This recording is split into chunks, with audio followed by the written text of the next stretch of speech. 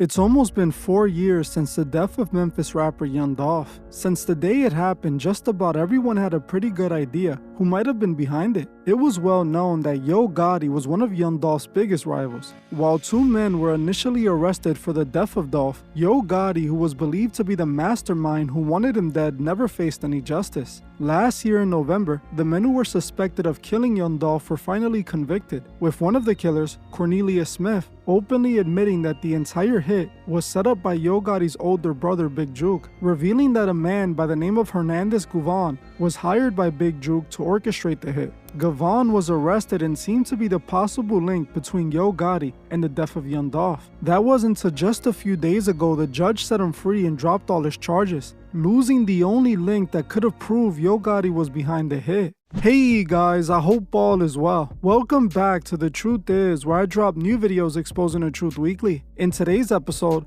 we will be talking about how Yo Gotti allegedly got away with murder. Let's get right into it. By now, everyone knows the tragic story of Young Dolph's demise. He was gunned down in broad daylight in a Memphis cookie shop, targeted while in the city for a turkey giveaway. The killers knew he would be in town and hunted for him in the area until they spotted him due to his camel print car. They then followed them to the cookie shop where they ambushed him, letting off several shots, striking Dolph multiple times and taking his life. It appeared like a hit straight out of an action movie. Immediately after his death, rumors started to circulate about who might have been behind the hit, with most people pointing fingers at the obvious suspect, Yo Gotti. It was well known that Yo Gotti and Dolph were involved in a serious street beef, so Gotti was the first suspect in everyone's mind. It didn't take long for Dolph's family and fans to get the answers they were waiting for though, as just a month later after Dolph's death, two men were arrested for his murder. The two men were Justin Johnson and Cornelius Smith. Eventually, a third man, Hernandez Govan, ended up being arrested for his involvement in the murder too. After these three men were arrested, we finally started getting the full story for what really happened to Dolph, proving that what everyone was thinking since the beginning was exactly what happened that day. Cornelius Smith, who was supposed to be one of the shooters, eventually took a plea deal. He agreed to testify and tell the prosecution everything to help himself out with his charges. He would go on to admit everything, giving a full confession on what happened to Young Dolph. According to Cornelius Smith, Yo Gotti's brother, who was known by Big Juke, approached Hernandez Govan, a local street guy, regarding his issues with Young Dolph. Govan was working with a local artist named Justin Johnson, otherwise known as Straight Drop, and he was trying to get a deal for him with CMG through Big Juke. When they met to talk about Straight Drop's music, Big Juke told Govan about the bounty he was offering for the heads of any artist connected to Dolph's Paper Route Empire label, with Big Juke offering $100,000 for Young Dolph's head. Because Juke knew Justin Johnson wanted to be a rapper, he promised Govan a possible record deal if he managed to get the job done. So Hernandez Govan approached his artist Justin Johnson and another local street guy, Cornelius Smith, and told them about what Big Juke said. This is when the two took on the job and started looking for Young Dolph to take him out. They got their shot when Dolph came into town to host his turkey giveaway. Sadly, an act of charity ended up costing him his life, as the men stalked him and followed them to the cookie store where they ambushed him. Cornelius Smith, who was hired by Govan, admitted all of this during the trial, going into detail on how it all happened. Okay. So you said after you arrested, you came to your senses. Is that correct? Correct. And you say that Justin, is that the defendant in this case? Yes, sir. Had written you something that you called him? A kite. A kite? Okay. Without saying what was in that kite, and that's a letter, is that right? Yes, sir. Without saying in that letter, after you received that letter, did you decide to tell the truth? Right. And what did you do once you decided to tell the truth? I had spoke with my lawyer. Yeah, I've been caught and I got a conscience too. Now they don't know my senses. Yeah, I got a conscience. That's the day that we had saw Young Dolph and Pully and Machitas. All right, so whose car is that? That's Young Dolph's car. All right, and you say we, who saw this car? Me and Jessica. Well, let's back up then and tell me how you know Justin. Through Govan. All right, and who is Govan? Hernandez Govan Quick. You know him by Quick. Okay, who is Quit? Associate. How is it that you met Justin through Quit? Just, like, being around, basically. Being around. Would Justin be around Quit too? Yeah, he'll be around Quick. Do you know why Justin would be around Quit? They look at each other like brothers, brothers and then just rap or whatever. All right, you knew Justin to be a rapper? Yeah. Did you know his rap name? Straight Drop. And did you know Quit to be involved in, I guess, the rap business or something? He called himself. Okay. All these people. What would he call himself as far as being in the business? I guess a negotiator. I don't know. A negotiator? I don't know. Yeah. Okay. Do you know whether or not he was trying to negotiate for a straight drop? I guess trying to get him a deal. Okay. Do you know who he was trying to get him a deal with? Oh, Big Juke and them, Gotti and them. All right. You said Big Joke, is that correct? Yeah. You ever heard of the music label CMG? Yeah. Is that Big Jokes? Yeah, Big Juke and them. And his brother, right? Yeah. His brother's Gotti, is that correct? Yeah. Okay. But for the record, can you point him out in the courtroom and tell me what he's wearing and stuff? Yeah, they got brother over there with the button-down shirt, blue and white button-down shirt. If the record could reflect that he's identified the defendant, Mr. Justin Johnson, Your Honor. Let the record reflect that the witness has identified the defendant in court. So how did you get to be with Justin Johnson this day on November 17th, 2021? We knew that, you know, they had hit on Dolph and them head or whatever, so Who had a hit on whose head? Big Juke had a hit on Dolph head or whatnot, so How do you know that Big Joke had a hit on Dolph's I head? could quit had told me about it, quit, and you know what I'm saying, being just How much money was it supposed to be? 100,000 on Dolph head. And had you agreed to do this hit? Yes, sir. Had Justin agreed to do this hit? Yes, sir. Were y'all going to do it together? Yeah, they been on it, boy. Yeah. Was there any arrangements as far as splitting money or anything? Yeah, me, him, and me and him supposed to be giving quit 10,000 apiece. All right, so you and him were going to give Govan 10,000 apiece? Yeah. And how much were you going to get? I was getting 40, he was getting 40. Okay. Had you spoken with Justin about this? Yeah, we been talking about it. Okay. This was not something that just happened this day, but something that was in the process for weeks? Yeah, we. How did y'all hook up this day, if you remember? He had pulled up to give me. He came and got me or whatever. Where did he get you from? He got me from my father's house. Where's your father's house? Out of Lamont Sims. Orange Mound area? Yeah.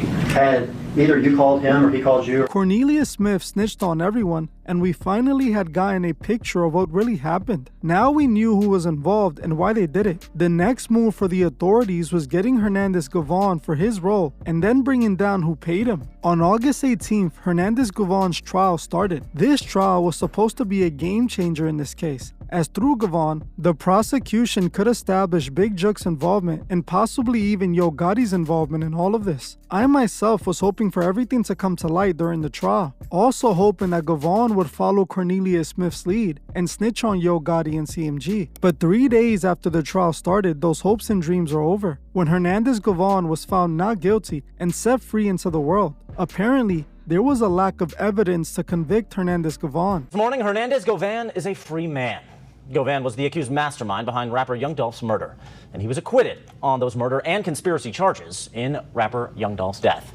The jury only spent about 3 hours deliberating before reaching a decision. How do you feel? Mr. Rohr, this is pro bono. I was unclear back. Yeah. Oh, it was. To finally have this stress taken off your shoulders. Yeah, and have my life back. What is the first thing you plan to do? Go hug my son. Mr. Govan, you haven't smiled all this week, but obviously you have a lot to smile about. Just tell me just about what you're feeling in right now. Like I said, it's kind of hard to explain the feeling of getting your life back, you know, just from 12 people, you know, so I'm just blessed, and I'm just ready to go see my son. What was going through your head when you were waiting for the verdict this morning?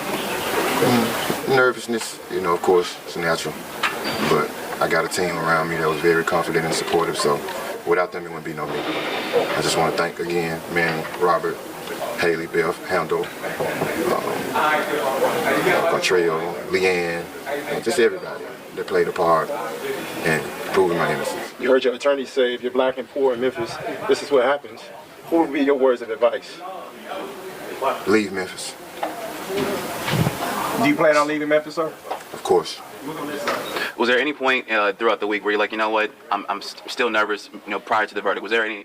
Even though Cornelius Smith snitched on Govan, since he himself was a convicted killer in this case, his word couldn't be taken as fact. Now, this not guilty verdict severely hinders the chances for Yo Gotti to ever be exposed for his obvious involvement in the hit on Young Dolph. If Hernandez Govan was the only link between Big Juke and the other two men who were convicted for the murder of Dolph, the only evidence and proof that this hit came from CMG just got thrown out the window when Govan walked free. Which is crazy because not only did one of the killers literally snitch on Govan and Big Juke, but the prosecution clearly showed a relationship between all of them. For some reason, Big Juke was never investigated before his death, and Yo Gotti still hasn't been questioned. If Cornelius Smith and Angela Arnold repeatedly told you all that Juke was the one that was calling the shots, I think even in your report you guys said Juke's the mastermind.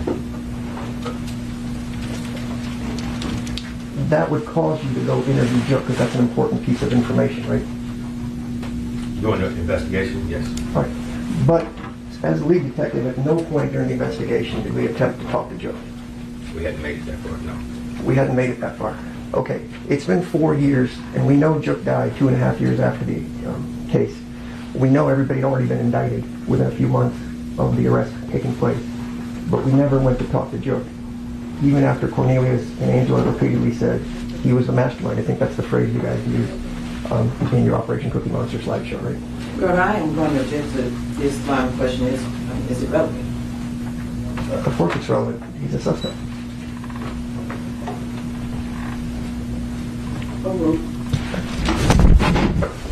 The reason I ask is these people have come in here and testified and said they're telling the truth. So if those people, they've testified that they're telling the truth. They talked about Mr. Govan here, they talked about Jook, and we can quibble about who's in charge or whose house or who whatever. But clearly, Jook was a suspect in this case. Yes. But he was never followed up with at all by Memphis Police Department at any point in this investigation, even though he died 2.5 years later. Not at the time, no. Okay.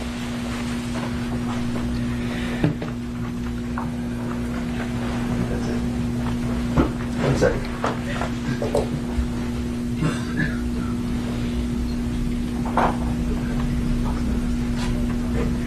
Thank you, sir. That's all I have. Now, with Govan being found not guilty, they won't be able to establish the link in court between Yo Gotti and the men who killed Young Dolph. I know some people are going to say, how do I know Yo Gotti was involved? Big Juke could have done this on his own accord. While Big Juke was who's accused of putting the hit on Young Dolph, let's be honest here. We all know why Big Juke offered the hit on Young Dolph in the first place. Big Juke was obviously acting out on behalf of his younger brother, who hated Young Dolph for years. The beef between Yo Gotti and Young Dolph is well documented, but few know why they were ever beefing in the first place. No one really knows 100% what actually sparked their beef, but it was likely greed and jealousy. The reason people think these two guys started beefing traces back to when Yo Gotti wanted to sign Dolph to his CMG label. Yo Gotti essentially had a monopoly on Memphis music, and he wanted Dolph under his label. Gotti would end up offering Dolph a deal, but he refused to sign to him because he wanted to create his own label. There was also some unconfirmed rumors claiming that Young Dolph might have slept with one of Yo Gotti's girlfriends. This is what some people believe really pushed the situation to dangerous levels, as eventually, Yo Gotti and his CMG team started dissing Young Dolph. This led to disses coming from both sides, sparking the beef publicly.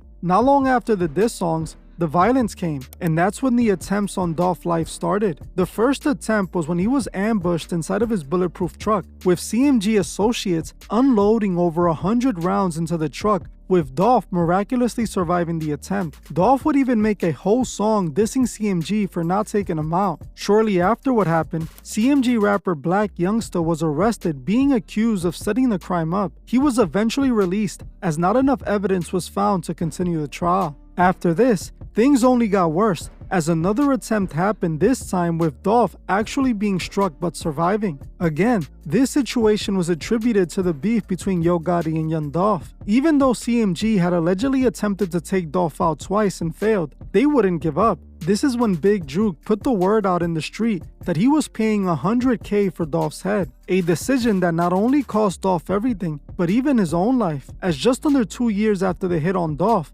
Big Juke was ambushed and taken out just like Young Dolph. You can't convince me Big Juke was acting on his own accord and not under the directions of his brother. Big Juke was his older brother and wasn't a famous artist or label owner like Yo Gotti. Big Juke handled Young Dolph for his brother just in case things went south and he got caught. This way, Yo Gotti, who was the moneymaker, wouldn't go down. Think about it. How else could Big Juke offer a record deal without the approval of the label owner Yo Gotti? This was clearly orchestrated by Gotti, in my opinion. I honestly believe Gotti would have given Justin Johnson a deal just off the fact he got rid of Dolph. That would have been some sort of trophy for him. When Hernandez Govan was found not guilty, Yo Gotti officially got away with murder. I wouldn't be surprised if Gotti was behind Hernandez Govan being found not guilty in the first place. Knowing that Yo Gotti's label is under Roc Nation, I wouldn't be surprised at all. We all saw how Roc Nation seemed to manipulate the Megan Tory trial, so it wouldn't be far-fetched if Roc Nation pulls some strings to make this all go away. Honestly, That's exactly what I think happened. Yo Gotti is clearly being protected. That's why Govan is free. They knew that if Govan was found guilty, it could lead to an investigation into Yo Gotti too. Unfortunately, Dolph will never fully get justice for what happened to him. Those truly responsible would be allowed to walk free and do it to others. I bet Gotti feels invincible right now knowing he got away with murder. But he should remember that God sees everything, and he will definitely pay for this in the next life. Well, that's it for this video. I want to thank you all for watching, and I'll see you guys in the next one.